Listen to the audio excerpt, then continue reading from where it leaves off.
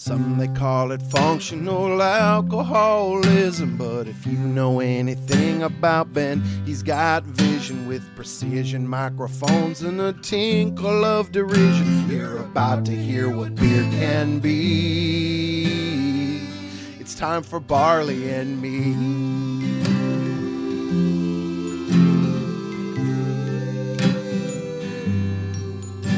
Welcome to Barley and Me presents Leonard Malting, our beer movie podcast. I'm your host, Ben Rice. With me as always, my co-host, Paulina Olivares. Hola. And not with us, it's Corky McDonnell because he has like family or something. I don't know what that's about. But we're here today at Oak Park Brewing, a part of People's Beer Fest, to talk about One Pint at a Time. With us from One Pint at a Time, Aaron Jose, director, producer. Brigitte Hose, producer. So, I unfortunately had a family emergency. I could not watch the film last night. So we don't need an uninformed white guy talking about this. So I'm going to bounce and let you guys discuss this topic. But tell me about how you guys, or tell the listeners, how you came up with this idea, the process, all that stuff. The most wide open question you'll ever get. The whole thing started with us becoming avid craft beer drinkers in, around 2014. We went on kind of like this random road trip to Asheville, North Carolina. It was like one of those, like, throw a dart in the calendar, see where it lands. There's a lot of beer out there. Yeah, and it came pretty close to Asheville, and I knew of some friends that had been there. We had never been there, and they said, oh, it's beautiful. So we looked it up on the internet and said, oh, it's gorgeous, Blue Ridge Mountains, why not? So we drove up, and it was the first, we had some amazing beer at this popular pizzeria. I forget the name. It's been so long. But it was the first time we had a flight of beer. Didn't know that you can drink beer in small taste-sized portions, right? There's always like a big pint or a pitcher. But anyway, I had the Catawba Brewing's Farmer Ted's Cream Ale, and it was just amazing. I never had anything like it before. And just that whole trip that we were there, we just bounced around different places and started drinking beer, and we came back from Asheville with just this newfound love of beer, and it gradually turned into an adventure. Every place we went to, it was like Google or Siri, what's the nearest brewery? And we just and there's literally one anywhere, right? Yeah, we were in the middle of nowhere in the mountains, like, hey Google, what's the nearest brewery? And yes, there was one or two. That's the best part of traveling for me. Yep. I go to any city and, like, what can I not get at home? Yeah. Like, that's the first thing I want to do. yeah. So we would, go in and just hang out and drink as much as we could handle of the menu, but in flight size, because that was like the thing that we discovered is like, oh, we'll just have a pint of what we like best. So yeah, we did a lot of that for the, I guess, ensuing 2-3 years. We come from Aruba. It's a Caribbean, Dutch Caribbean island, and we like to speak different languages. We speak English, Spanish, Papiamento, some Dutch. She speaks French. I'm jealous. I used to speak a little bit of French. I don't anymore. But we code switch kind of randomly. And, you're in the South for the most part, and you speak anything other than English, and sometimes just people just look at you weird. Yeah. And it turned into a thing, and it went from that to us really looking around the room and realizing, oh, we're among the only people of color in this tap room, or the only people of color in the tap room. Well, yeah, and I just have to add, I don't know if it's okay to say, but it's a kind of game we play. I don't know if other people play it. Like, what other brown people do we see? Like, if we go to a brewery or to an event, or it's either black, brown, Asian, anything other than, Yeah. yeah. I don't think that's just you. I've definitely played that game. Mm-hmm. Like, two of my best friends are Filipino, and the other one's like the group of us. It's like 2 Mexicans, 2 Filipinos. Yep. I look like the white girl of the group, like incognito Mexico. But yeah, we'll definitely we'll go places and there's no one else. Like, oh, there's another one. Yeah, we're like, there's one. Yeah, and just I've been making documentary films for the past close to 25 years, and was just got curious. You look around, and most of the taproom staff and patronage and managers and people in the brew house, they're mostly white men. Mm-hmm. A few women here and there, but it was rare. Even in the patrons, you wouldn't find that many women. And it's usually like the girlfriend, like they're not even drinking the beer. You know, I don't like beer. Yeah. And this is 2014, 2015, so we're like 8 years ago, 9ish years ago. So it's almost a decade. So I just started looking into the history of beer, and because we have other friends of color that we know drink beer with like us, but they weren't going to tap rooms, and it's just, why not? So I just started looking into the history of beer and just learned some things about how much people of color have in terms of history of beer making, but we didn't know any of this because we were never taught any of it. Right? Well, it's also how much of this it has been like removed from history intentionally, right? Like women's contributions, people don't even know. It's mostly women. Like the history the has first a lot thing to do you with think of is a women. monk in Europe, right? Like, Yeah, somewhere in make- Belgium or France or like the the first Netherlands people or to make Germany. beer. Yeah, and that's basically what all of us thought. That's where beer started. Yes, right? No, we're talking way before that. So uncovering some of that history for myself, it became interesting. So I went to the Brewers Association website, and they hadn't started really collecting much data on the on brewery ownership, but they did hire the first. I think it was like, at the time, her title was called the Diversity Ambassador. I think it was called. Is that with Dr. J. Jackson Beckham? That was her role at the time. Yeah, the Diversity Ambassador, but now it's Equity and Inclusion Partner, because now they things have, have a whole shifted. Group. Yeah. So they had just hired her brand new because craft beer sales were kind of like flatlining because New York Times was saying, the diversity in craft beer is lacking. So I felt like, I was onto something with my research. It was like, let's make a film about just the lack of diversity, but as a general term, right? Diversity encompassing any person that wasn't part of the majority. So we started our research 2017-ish, and started around locally Orlando, Tampa area. Met a bunch of female brewers and a couple of black brewers, and that kind of expanded into 2018, where we went to the first black beer festival in U.S. history. At the time, it was called Fresh Fest. It has since been rebranded into Barrel and Flow Fest. It's still in Pittsburgh. It's blown up. And that's kind of where we met this very tight-knit black brewing community. And from there, the film just started to evolve, really. And it quickly became, one pint at a time. And we filmed from 2018 until 2021, and then started posting the film around 2020 into 2021, released it on the festival circuit in 2021.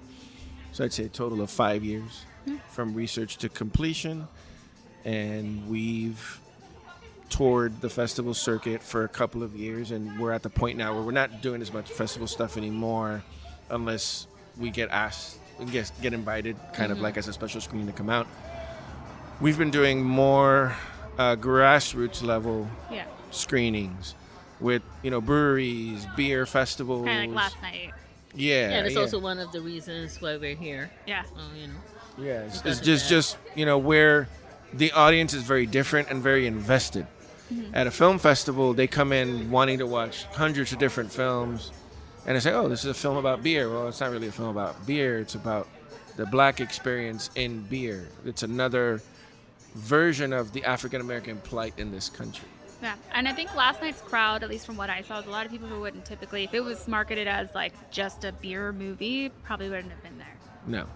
Yeah, it was a pretty good crowd, like 150 plus, I would say, between the top and the bottom. I got a little late and I had to sit like right up front, so I was just Yeah. So yeah, that's where we are today. We're happy to be here in Sacramento, and Is this your first time here? Yeah. How do you like it? Calm. I mean, we like the weather. I mean, It's supposed to be fall and it's still like hot. I mean, compared to Orlando, Florida, it's good. It's very pleasant. She could probably answer the question of, liking Sacramento better than I can, because I've been busy doing a lot of work prior to the screening. You're kind of more, even though both of you are involved in the film, you're a little more like the face of it. we're both the face of it, but I took on joining the board of the National Black I was Brewers also Association. on NB2A, yeah. Okay. Yeah, And so I what's was your here. role? So I'm on the founding board of directors Okay. for the National Black Brewers Association, and when you make a film like this, it's what I call like a social issue documentary, Yeah. right? You hope that it'll have some kind of impact, and essentially last October, Kevin Johnson, who's a big, important person in this community, he was able to watch the film, right? And then he looked for me, like he finally found me, and we had a very long conversation.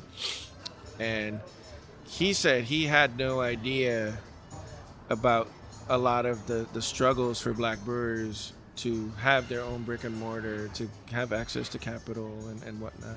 So, the film really opened his eyes to these, issues, and it inspired him to really kind of like expedite this idea that's been kind of percolating in his mind for a while about uniting, influential black people in the beer community under one umbrella organization. And I was I was kind of humbled and very honored to hear that the film had that impact on him.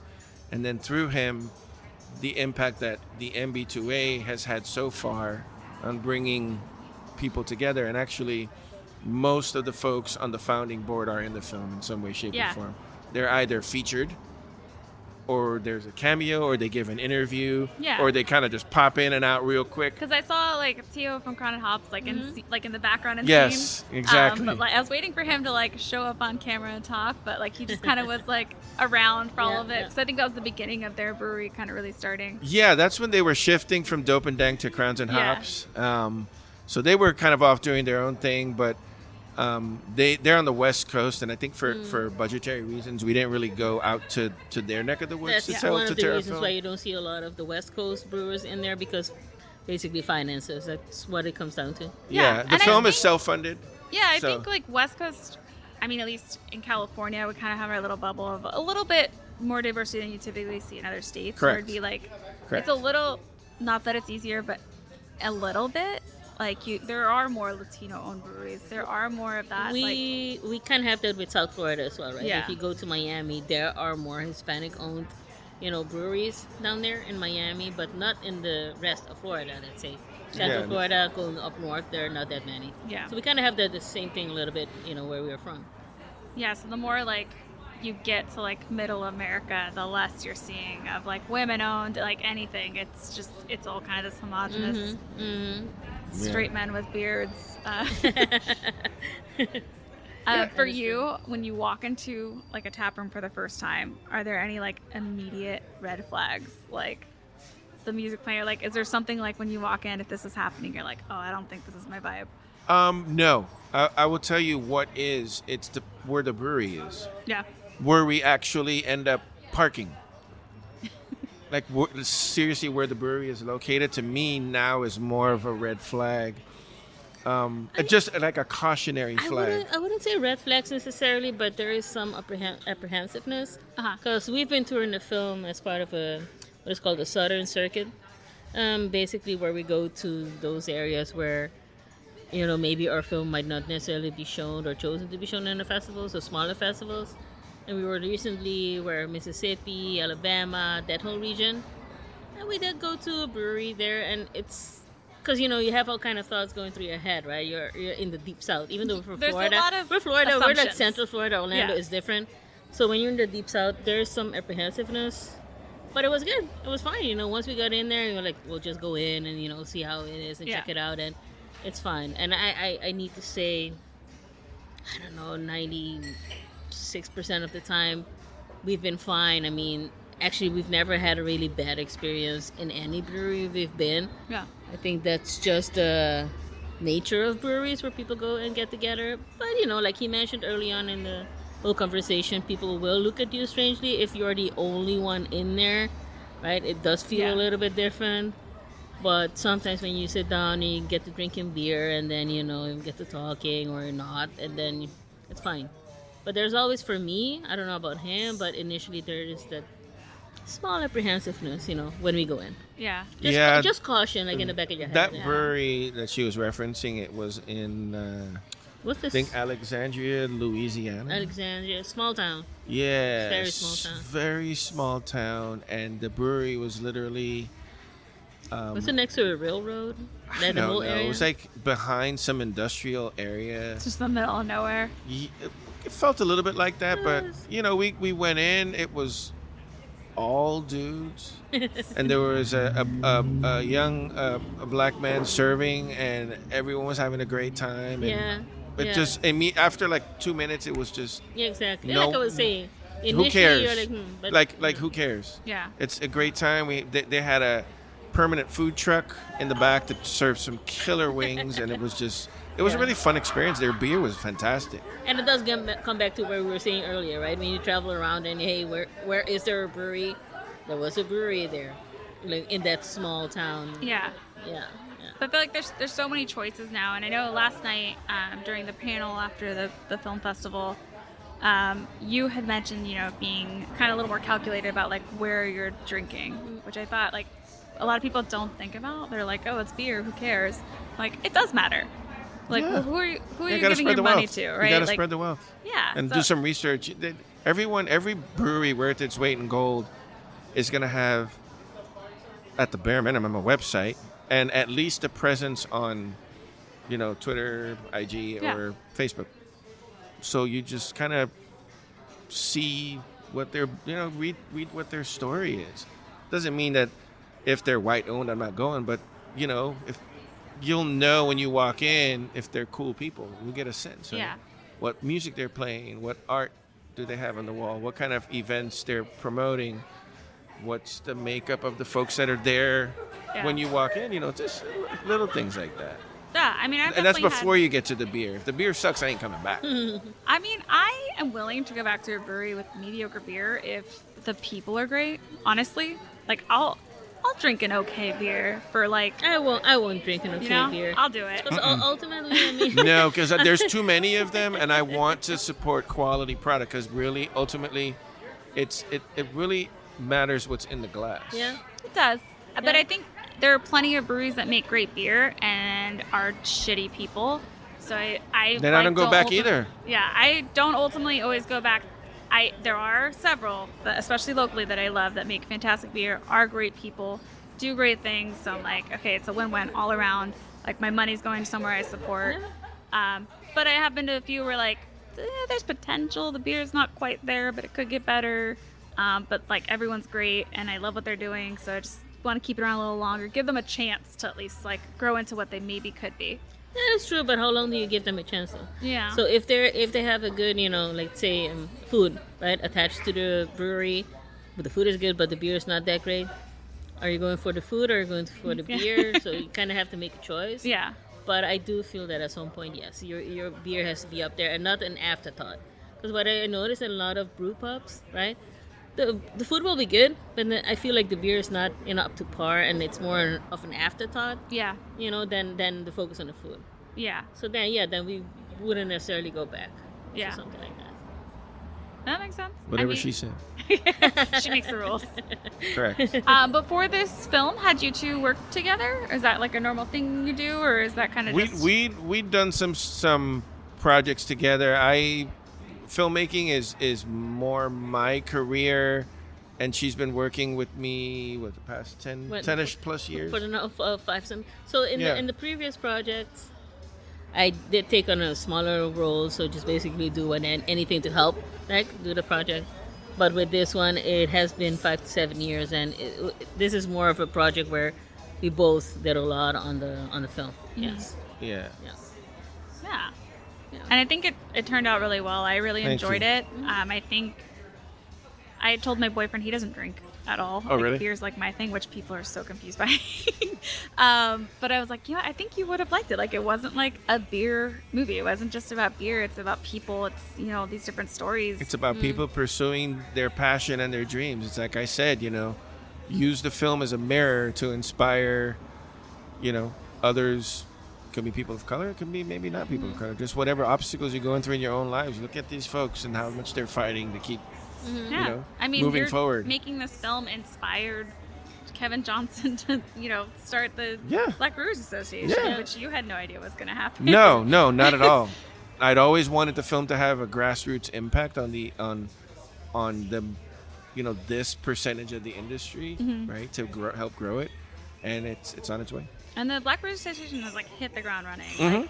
And it's a lot of people think it came out of nowhere, but this has been things that people have wanted to do for years and just haven't had the support and the means to do so. The connecting glue. I think. And I think once it all came together, all Yeah. these minds that have these fantastic ideas, just it worked so well.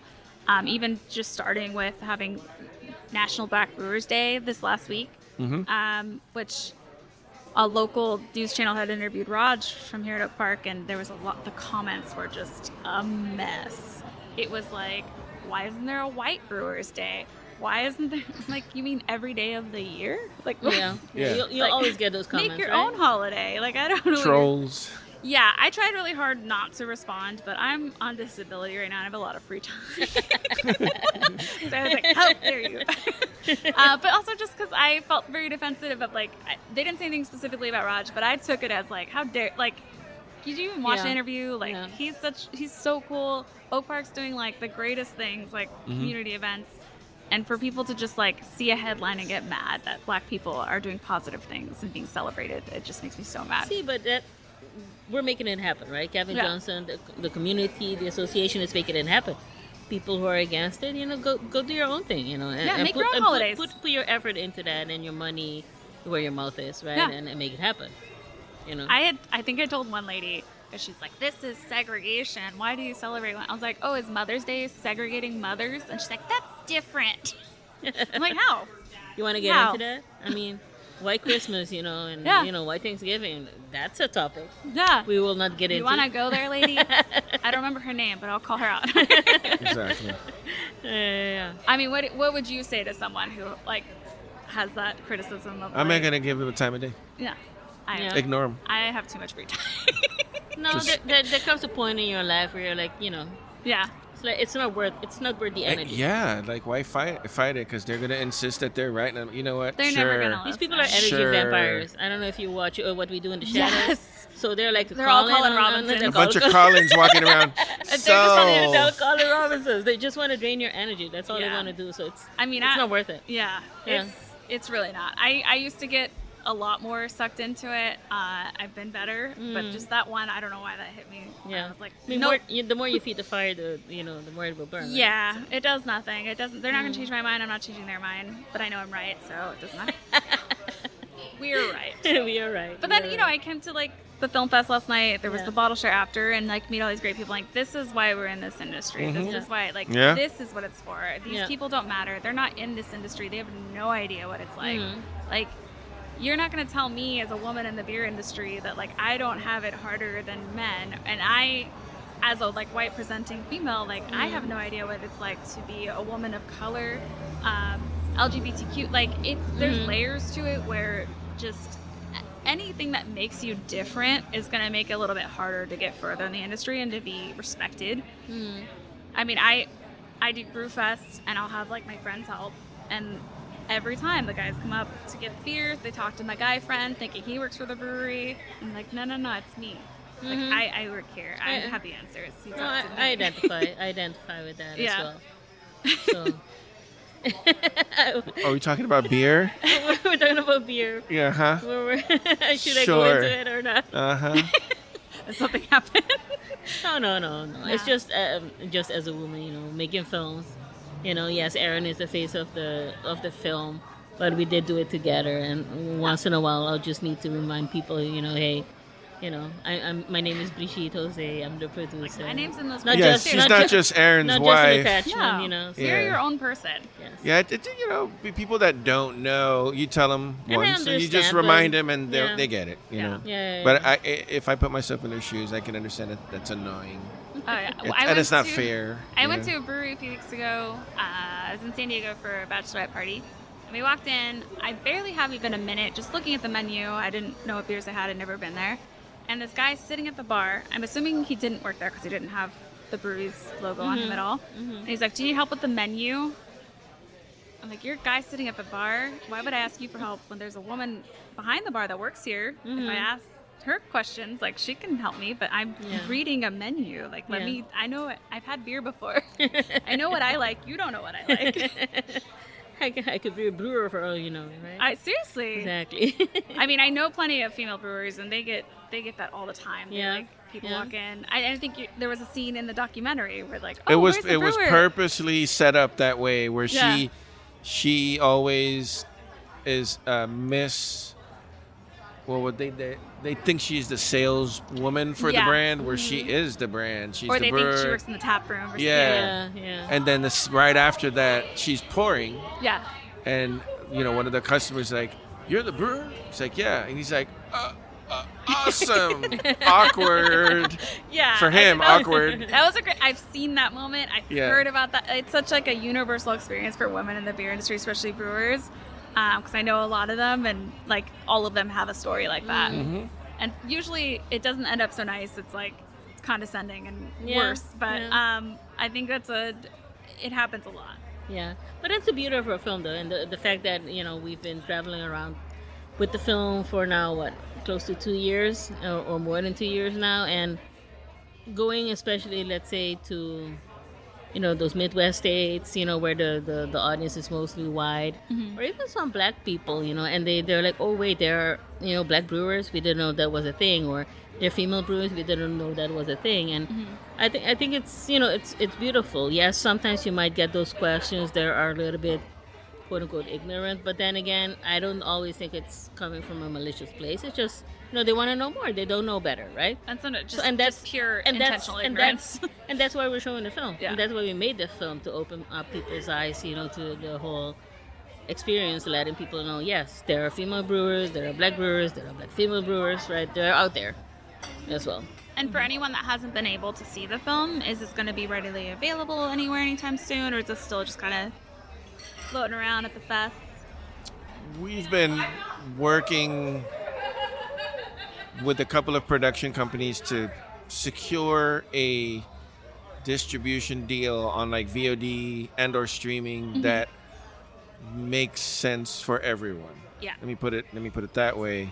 We've received offers over the last year and a half that make no sense for us. Yeah. Especially given that it was a mostly self-funded project with Brigitte and I and another investor. So just three of us poured hard-earned cash into the film and sweat equity into the project. And the offers that we were given from distributors up until this point, or sales reps, just it doesn't work. Yeah.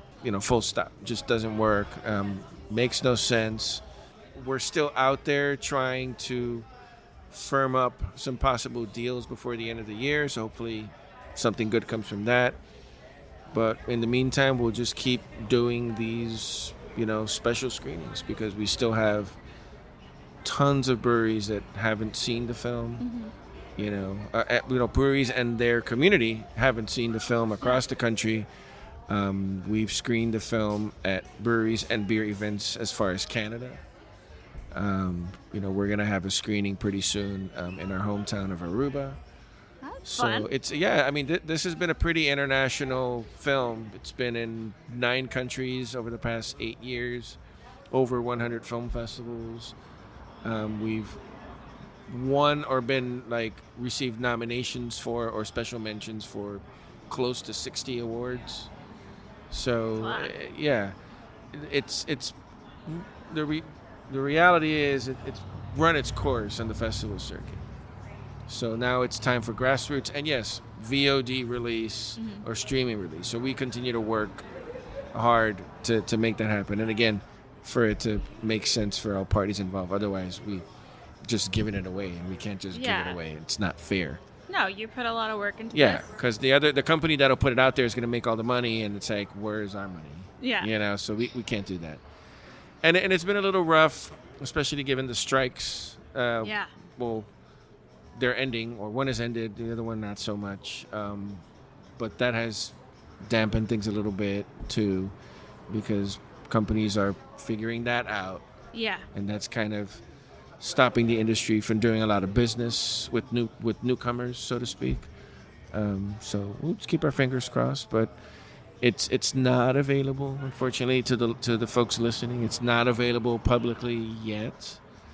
If you're in the Carolinas and in the Georgia area, we will be out there in the next couple of weeks as part of the Southern Circuit of Independent Filmmakers. But we'll have 8 stops across South Carolina, North Carolina, and Georgia. We'll have a couple of more screenings in the Sarasota area as part of the Cineworld Film Festival.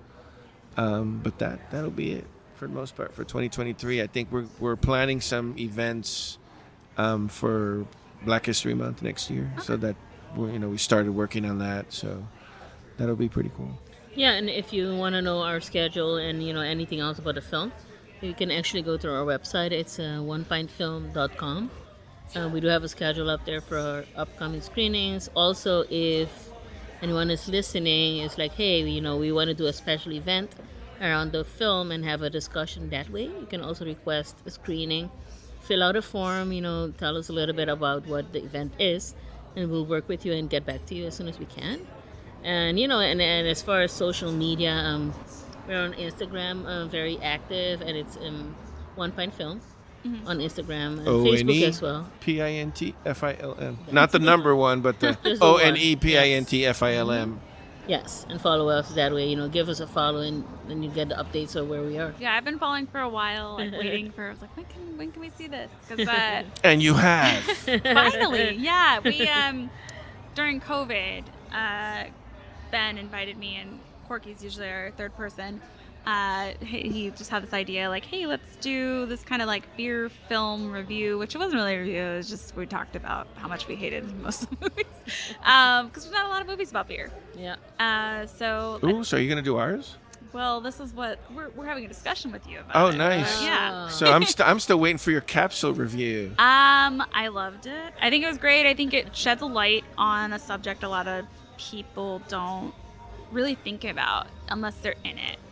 And even people in the industry don't. Like, if you're a white cis male in the industry, you might not even think about it. Like, it doesn't really necessarily affect your everyday life unless you involve yourself in, like, they can be part of the Black Brewers Association. They can be part of a DEI committee.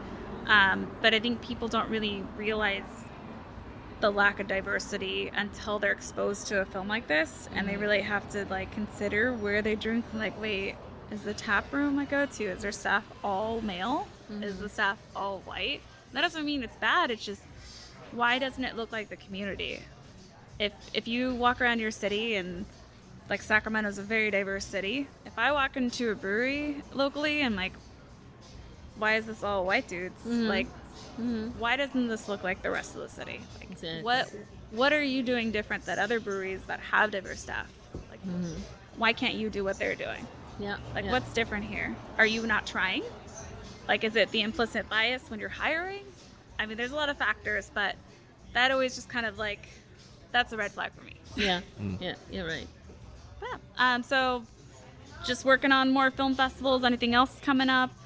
New projects, ideas? Also trying to, with the same group of folks, developing the concept of the film, right? Minority stories in beer into a docuseries format, and we have a couple of ideas that we've been kind of packaging into like a pitch deck, and we were in a very promising position, but again, I think the end of I think it was the writer's strike that just ended. Yeah. That kind of killed the deal that we were working on, unfortunately. So we have to kind of pivot on that. But I think in the coming year, there's so many. Yeah.